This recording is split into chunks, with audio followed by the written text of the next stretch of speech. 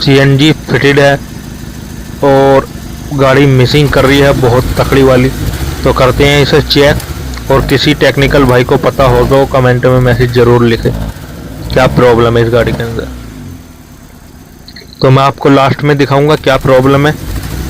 तो गाड़ी में जो है 3 नंबर सिलेंडर मिसफायर है, ये देख सकते हो, निकाल के एक मई फेंक दो, काम ही नहीं कर रहा। तो जल्दी जल्दी बताएं क्या प्रॉब्लम है इसके अंदर।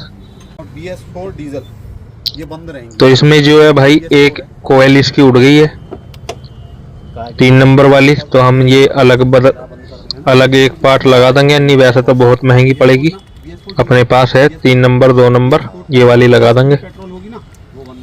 और पहले इसे चेक कर लेंगे क्योंकि काफ़ी दिन हो गए। स्टार्ट कर। अब ये पता नहीं फिर दोस्तों आ रहा है।